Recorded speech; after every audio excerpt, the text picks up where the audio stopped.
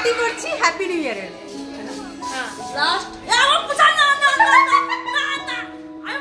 এক মিনিট পয়সা মারতে কি হয়েছে? আমি তো এগুলো ঝাড়ু দিলাম, সবাই মিলে করি কাজ। হাড়ি জিতি নাহিলা।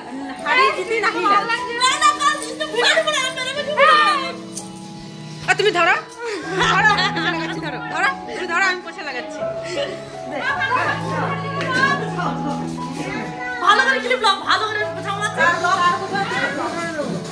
ঘরে না বাইরে দাও, আর নাহলে দরজার কাছে দাও। Hello guys, welcome back to this channel. আমার চ্যানেলে তোমাদের সবাইকে স্বাগত। আশা করছি তোমরা সবাই খুব ভালো আছো আর সবাইকে হ্যাপি নিউ ইয়ার জানিয়ে আমি ব্লগটি স্টার্ট করছি। আর এটা হচ্ছে আমার শেষ ভিডিও কেন সেটা আমি সবার শেষেই বলছি। তহর তক্তা মার পেরেক যাকে বলে না, একদম পুরো সেরকম টাইপেরই হয়েছে। মানে সন্ধ্যা থেকে আমার মাথায় আসছিল পিকনিক করতেই হবে।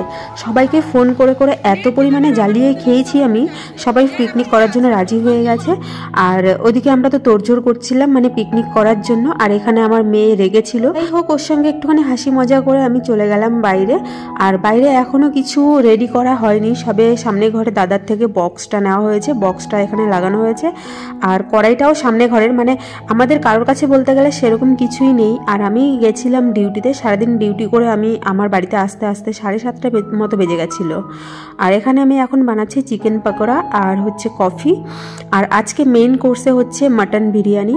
এখানে আমি পকোড়া বানাচ্ছি। আর হ্যাঁ, রান্নাবান্নার দায়িত্ব ছিলাম আমি হিসাবে। সবাই জানো আমি রান্না করতে কিন্তু ভীষণ ভালোবাসি, আর সবাইকে রান্না করে খাওয়াবো, সবাই আমার প্রশংসা করবে, এটা কিন্তু আমার শুনতে খুবই ভালো লাগে। এখানে দেখো কাজের ফাঁকে ফাঁকে একটু নাচ করে নিচ্ছিলাম।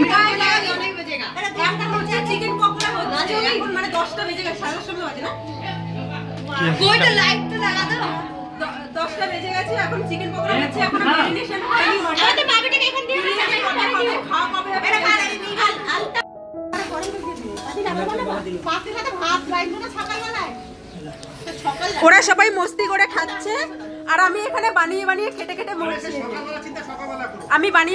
মরছি। আর ওরা সবাই ওখানে খাচ্ছে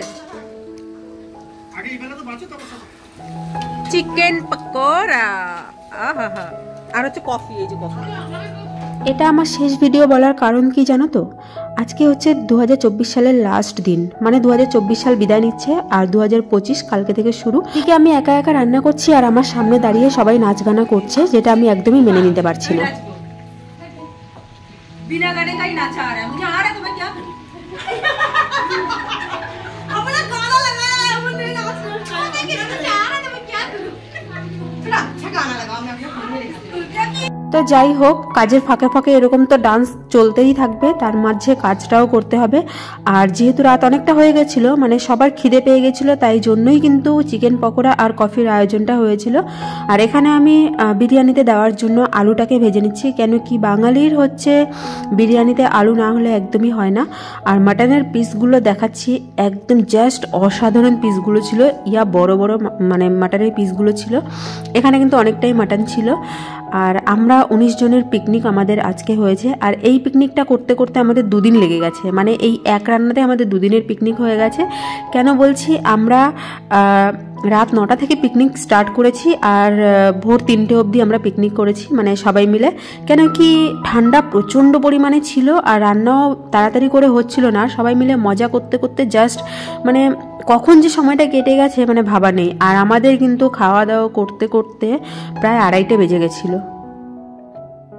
মাটন কষা হতে বেশি সময় লাগে, আর এখানে কিন্তু আমি ম্যারিনেশন করে রাখার মতো টাইমটাও পাইনি একদম। যাই হোক, কোনো মতে মটনটাকে কষিয়ে আমি বিরিয়ানিটা দমে বসিয়ে দিয়ে চলে এসেছি, কেন কি দম দিতে অনেকটা টাইম লাগে।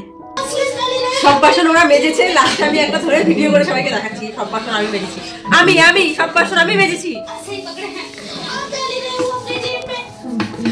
একদমই মিথ্যা কথা বলছে, সব বাসন দিদি আর অন্যান্য ইশারা মেজেছিল।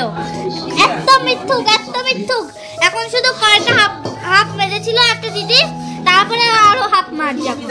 ব্যাস, রাত 12:30 পৌনে 1টা মতো বাজে আর আমি এখানে বিরিয়ানিটা দমে বসিয়ে দিয়েছি। এই অবস্থাটা দেখে কিন্তু কেউ হাসাহাসি করো না।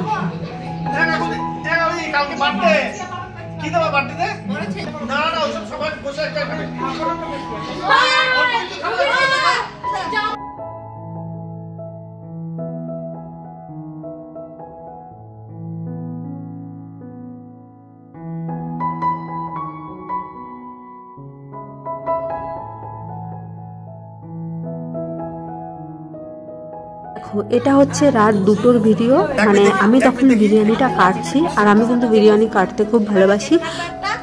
মানুষ কটাকে ভাত দিবা, ছুটি মারবা, তো জলদি চলে আসবা, কাকুলেও থাকবে যদি মনে করো তাহলে। আমি কিন্তু বিরিয়ানি কাটতে ভীষণ ভালোবাসি। এদিকে আমি মাংস আর আলুগুলো বিরিয়ানি থেকে আলাদা আলাদা করছি।